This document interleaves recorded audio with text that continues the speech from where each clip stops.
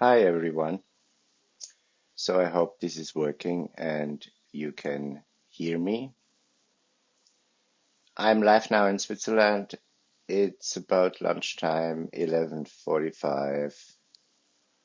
The sun is shining here in Bad Zurzach. I live with my boyfriend very close to the forest, close to the cemetery in Bad Zurzach, which also is very close to the River Rhine, where most of my stories actually are fixed and uh, reflected by the water, by the music I hear when I see the water. And each wave, of the water can just be water, of course it is, but it also, in the complex situation of light, nature, space, and entropy, which actually is time, and temperature, let's not lose that, and naked bodies of nature passing by in the river, that symbols for me so much. Because the river opens you the idea that everything that happens in your life actually flows away. And you will not see a soccer ball anymore when it drives away with all the elements of nature on the river. Then you only are in fiction, which actually is expression of your biological storyboard.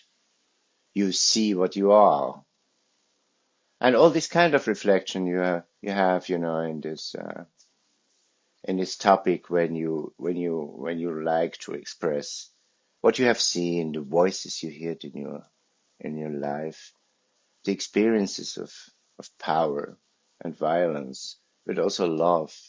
In a long life of 60 years soon, and being at so many spots in Europe where things really started to change, at universities in the 90s and in society, about power, who can decide in democracy.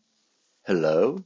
So this was the time after 71, when the last country in the world um, decided to make the step to democracy, because they gave them the right to elect their government, their parliament,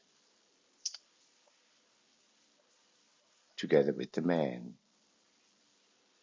But that also opens a new question. Can we be sure if we really give rights to